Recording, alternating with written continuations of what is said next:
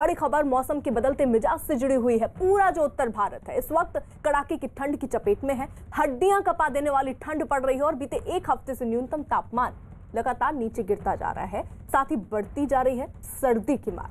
तस्वीरें दो आपके सामने। पहली तस्वीर कश्मीर में बर्फबारी की, जहां बर्फ के अलावा कुछ दिख नहीं रहा है।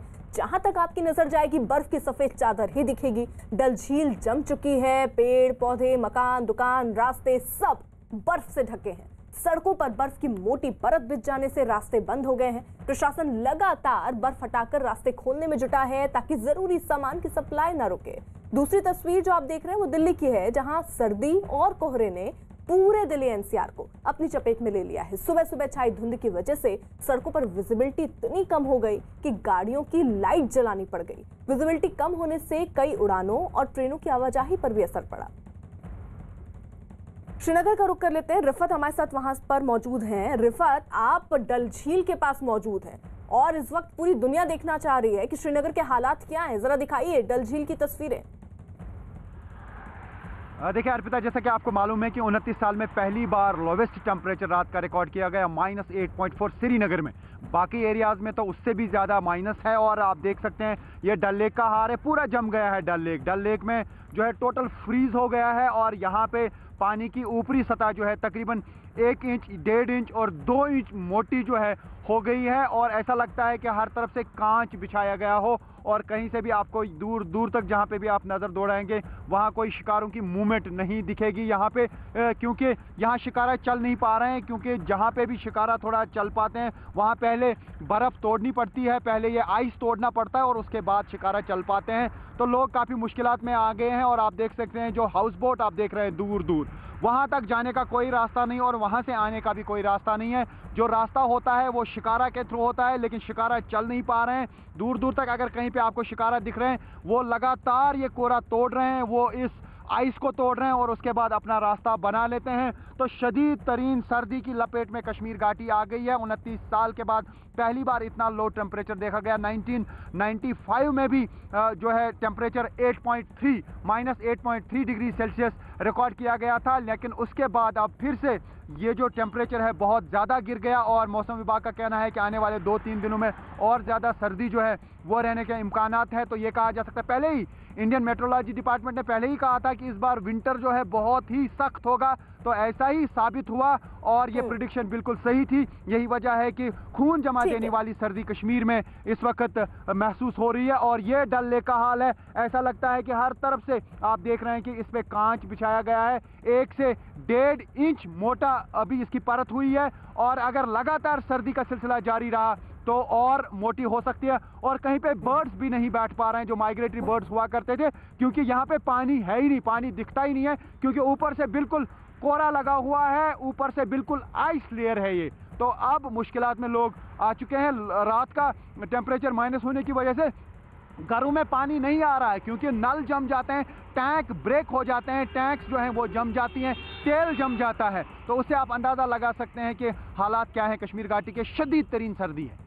अर्पिता रहिए जरा रिफत साहब। देखिए अब जरा दिल्ली की भी बात करें। दिल्ली समेत जो उत्तर भारत है वहां पर कड़ाके की ठंड पड़ रही है। दिल्ली में तो एक बार फिर कोहरे ने लोगों की मुश्किलें बढ़ा दी। सुबह विजिबिलिटी कम होने से आसपास की इमारतें तक नहीं दिख रही थी। कोहरे की वजह से राजधानी की सड़कों पर गाड़ियों की रफ्तार भी धीमी पड़ गई। आज दिल्ली में न्यूनतम तापमान सफदरजंग में 2 डिग्री रिकॉर्ड किया गया।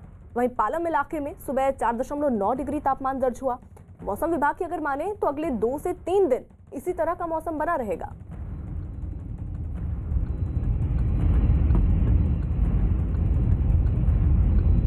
तो इस सुबह की तस्वीरें दिल्ली की हम आपको दिखा रहे हैं, जहां विजिबिलिटी इतनी कम थी कि आगे कौन सी गाड़ी चल रही है, कितने फासला है आपकी गाड़ी और उस गाड़ी में, उसका अंदाजा भी लगाना मुश्किल था। और ऐसे में कई जगहों पर एक्सीडेंट की खबरें भी सामने आई, जहां पर लोगों से ये कहा जाता है कि जब कोहरा हो तो एहतियात के तौर पर सही ढंग से गाड़ी चलाएं। वहीं दिल्ली समेत पूरा उत्तर भारत कड़ाके की ठंड से ठिठुर रहा है। हाड़ कपा देने वाली ठंड में शीतलहर ने लोगों को सुन्न कर रखा है।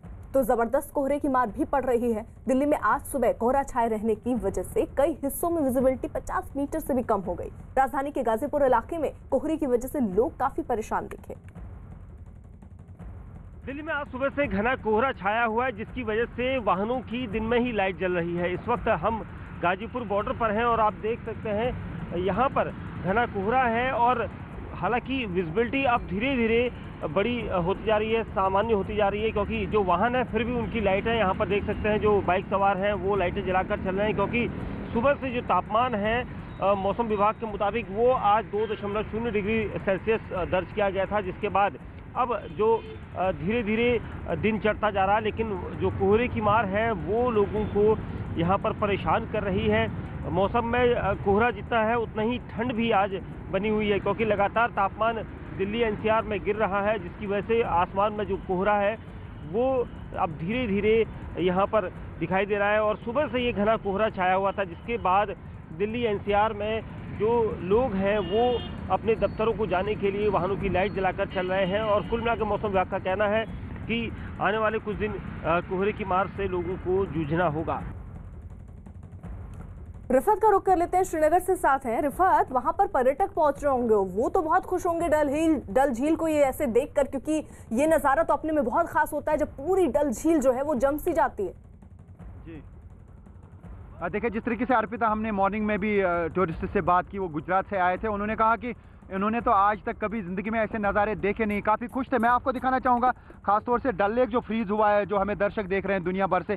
मैं देख सकते हैं आप, जब मैं इस पे ये फेंकूंगा तो वो आगे कैसे चलेगा, ये आप देख सकते हैं डल लेक किस तरीके से जम गया है। और ये जो आप देख सकते हैं, और दूसरा मैं आपको दिखाना चाहूँगा जो रोड्स हैं, मैं आपको दिखाना चाहूँगा वहाँ रोड्स की हालत क्या है कश्मीर में। आप देख रहे हैं कि जो लगातार बर्फ़ गिरी और जो भी सड़कों पे बर्फ़ है, ये लग रहा है कि ये पत्थर बन गए हैं, और ये किसी पत्थर से कम नहीं है। काफ़ी ये जो है हार्ड हो गए हैं, ये जो है बर्फ़ के तूदे अब ये कहा जा सकता है बन गए हैं सड़कों के इर्द गिर्द। आपको मालूम है कि कल विमान भी टकराया बर्फ़ के साथ एयरपोर्ट पे, श्रीनगर एयरपोर्ट पे, क्योंकि जब ये रोड्स क्लियर किए जाते हैं तो बर्फ़ जो है, जो हमें दर्शक देख रहे हैं देश भर से, दुनिया भर से, उनको मैं दिखाना चाहूँगा ये बुलवार्ड एरिया है, और देख सकते हैं आपकी बर्फ़ ही बर्फ़ और यहाँ पे इर्द गिर्द है। और देखिए चुनौती भी है, जहाँ एक तरफ ये तस्वीरें अच्छी लग रही हैं दूर से बैठकर, लेकिन जो लोग वहाँ रह रहे हैं उन्हें भारी दिक्कतों का सामना करना पड़ रहा है। रोड जो है वो पूरी तरीके से बंद है, और ऐसे में घर से निकलना उनके लिए दूभर हो रहा है। कोरोना महामारी ने आपसी सहयोग की भावना को एक नई मजबूती दी है, ताकि पूरा देश एकजुट होकर इस संकट का मुकाबला कर सके। जल्द ही टीकाकरण अभियान भी शुरू होने वाला है, और हम सबको फिर से मिलकर इस वायरस को हराना है। इस लड़ाई में नेटवर्क 18 भी हर कदम पर आपके साथ है। हमारे अभियान संजीवनी और शॉर्ट ऑफ लाइफ का भी यही मकसद है कि कोई सुरक्षित नहीं अगर हर कोई सुरक्षित नहीं। नेटवर्क 18 की इस पहल का उद्देश्य है कि हर भारतीय की वैक्सीन तक पहुंच हो।